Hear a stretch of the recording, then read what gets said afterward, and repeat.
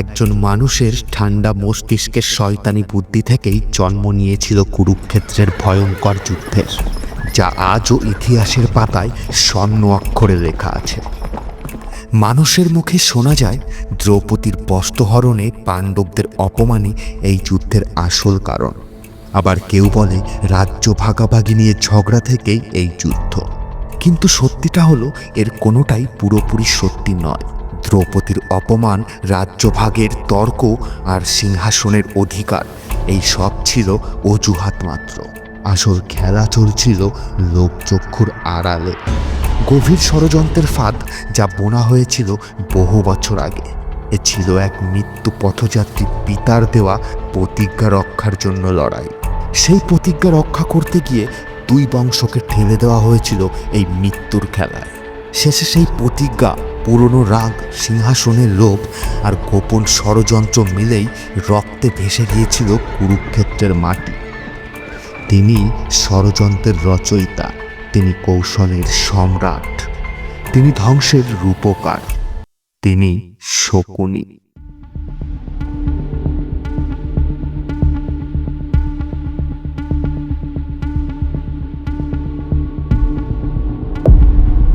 মহাভারতের ইতিহাসে যে মানুষটির নাম শুনলে পাপের চেহারা ভেসে ওঠে মানুষের চোখে, সেই মানুষটি মৃত্যুর পর স্বর্গে গেলেন। কিন্তু কেন? এত পাপ, এত ধ্বংস, তবু কিভাবে স্বর্গ লাভ করলেন তিনি?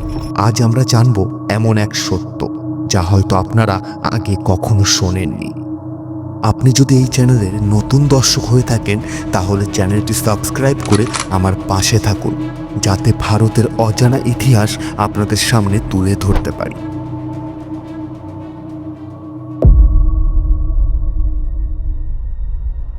দাপর যুগে ভারতের উত্তর প্রান্তে পর্বত শ্রেণী আর নীলাভ নদীর কূলে জেগেছিল এক রাজ্য, গান্ধার রাজ্য। সেই রাজ্য শাসন করতেন রাজা সুবাল ও রানী বসুমতী। তাদের দুই সন্তান ছিল, একজন বুদ্ধি ও কূটনীতিতে অতুলনীয় রাজপুত্র শকুনি, আর একজন সৌন্দর্য ও সতীত্বের প্রতিমূর্তি রাজকুমারী গান্ধারী। তিনি ছিলেন রাজ্যের গর্ব ও রাজার প্রাণ, কিন্তু তার কুণ্ডলিতে ছিল ভয়ঙ্কর এক ছায়া, মাঙ্গলিক দোষ। জ্যোতিষীরা বলেছিলেন গান্ধারী যাকে বিয়ে করবে তার মৃত্যু অনিবার্য। রাজা সুবাল ভয় পেয়েছিলেন, তার একমাত্র কন্যার ভবিষ্যৎ অন্ধকার। অনেক খুঁজে রাজজ্যোতিষী এই সমস্যার সমাধান বের করেন। প্রথমে একটি ছাগলের সঙ্গে বিবাহ হবে রাজকুমারীর। তারপর হস্তিনাপুরের অন্ধ রাজা ধৃতরাষ্ট্রের সঙ্গে রাজকীয় বিবাহ সম্পূর্ণ হবে। এরপর একদিন গোপনে রাজকুমারীর ছাগলের সঙ্গে বিবাহ সম্পূর্ণ হয়, সম্পূর্ণ লোকচক্ষুর আড়ালে। তার কিছুদিন যেতে না যেতেই দ্বিতীয়বার আবার রাজকীয় বিবাহ সম্পূর্ণ হয় ধৃতরাষ্ট্রের সঙ্গে। ধৃতরাষ্ট্রের ওপর ছিল গান্ধারীর অগাধ প্রেম। সে যখন জানতে পারল তার স্বামী জন্মগত অন্ধ, সে কোনোদিন পৃথিবীর আলো দেখেনি, তখন গান্ধারী সিদ্ধান্ত নেয় ধৃতরাষ্ট্রের এই কষ্টের সঙ্গী হবে সে তার বাকি জীবন চোখ বন্ধ করে কাটাবে। গান্ধারী সংসার শুরু করলেন চোখ বন্ধ করে, এক জীবনভর অন্ধকারে ডুবে থাকার প্রতিজ্ঞা নিয়ে। হঠাৎ একদিন ধৃতরাষ্ট্র জানতে পারে তার স্ত্রীর তার আগে একটি ছাগলের সাথে বিবাহ হয়েছিল। তিনি নিজেকে প্রতারিত মনে করেন। এক অন্ধ রাজা, যার কাছে তার আত্মমর্যাদা সব থেকে বড়, তার কাছে এটি ছিল একরকম অপমান।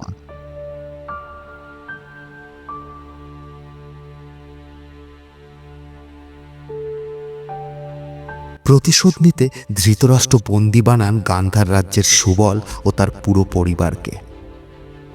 অন্ধ কারাগারে দিন দিন কমে আসে খাবার। কষ্ট, ক্ষুধা, অপমানে একের পর এক পরিবারের সবাই মৃত্যুবরণ করেন।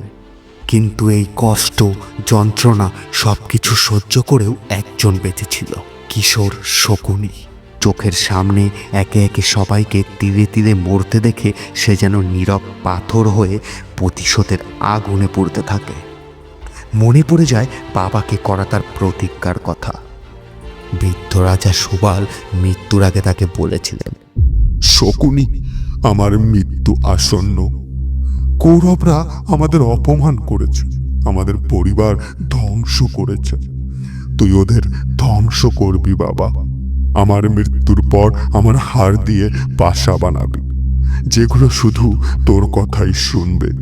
ওগুলোই হবে তোর অস্ত্র। শকুনি শপথ নিল, ধৃতরাষ্ট্রের বংশ সে ধ্বংস করবে। এরপর কেটে যায় বহু বছর। হঠাৎ একদিন হস্তিনাপুরে প্রবেশ করে শকুনি, সঙ্গে তার জাদুকরি পাশা। তার খেলা ছিল ঠান্ডা মাথার, ধৈর্য আর ধ্বংসের খেলা। সে জানত পাণ্ডব আর কৌরবদের শত্রুতার কথা। শকুনি এই শত্রুতাকেই তার অস্ত্র বানালো। তিনি জানতেন যুধিষ্ঠির দুর্বল, তিনি জোয়ায় আসক্ত। শকুনি যুধিষ্ঠিরকে কুপরামর্শ দিয়ে পাশা খেলার আসর বসালো। শুরু হলো পাশা খেলা। বাজিতে উঠল সোনার মুকুট, রাজ্য, শেষমেশ দ্রৌপদী। শকুনির হাড়ের পাশা প্রতিবারের মতো তার পক্ষেই পড়ল, আর সেই খেলাতেই ধ্বংসের ইতিহাস লেখা হলো। দ্রৌপদীকে যখন সবার মাঝে টেনে আনা হয়, যখন তার বস্ত্রহরণ শুরু হয়, সেই মুহূর্তে শকুনির মুখে ছিল এক শয়তানি হাসি, কিন্তু সেই হাসির পেছনে ছিল এক রক্তের খেলা। তখনই যেন যুদ্ধ শুরু হয়ে গেছিল শকুনির মনে, রাজসভায় ও রাজসভার রাজনীতিতে। অবশেষে শকুনির তুখোর শয়তানিতে শুরু হয় মহাভারতের যুদ্ধ। একটানা 18 দিন চলে যুদ্ধ। রথ, তরবারি, প্রতিহিংসা সব যেন একে একে পুড়ে গেল কুরুক্ষেত্রের বালিতে। যুদ্ধের শেষের দিন। যুদ্ধ শেষ হবার সাথে সাথে শেষ হয়ে গেছিল এই যুদ্ধের সৃষ্টিকর্তা। শকুনি মারা গেছে, তার সঙ্গে সঙ্গেই যেন প্রকৃতি নিস্তব্ধ হয়ে গেল। আকাশ উজ্জ্বল হয়ে আলো বেরিয়েছে।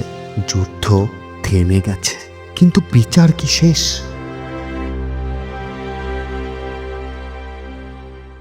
শকুনির মৃত্যুর পর শকুনির আত্মা পৌঁছালো যমালয়, যমরাজের সামনে। তার অপরাধ, ষড়যন্ত্র, পতন, পাপ।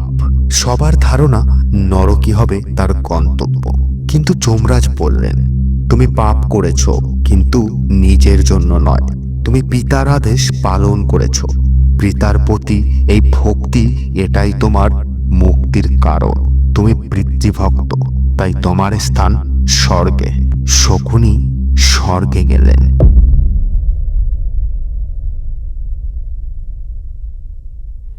আজ আমরা জানি শকুনি ছিলেন ষড়যন্ত্রী, কিন্তু এর সাথে সাথে তিনি ছিলেন এক পিতৃভক্ত সন্তান, যার প্রতিশোধের নেপথ্যে ছিল পারিবারিক অপমান, রক্তে লেখা প্রতিজ্ঞা। তার পাপ ধ্বংস এনেছিল, কিন্তু উদ্দেশ্য ছিল এক পবিত্র শপথ পালন। ধর্মের চোখে সেটাই যথেষ্ট। কখনো কখনো প্রতিশোধ হয়ে ওঠে ধর্ম, আর পিতার আদেশ পালন সেই ধর্মের শিকড়।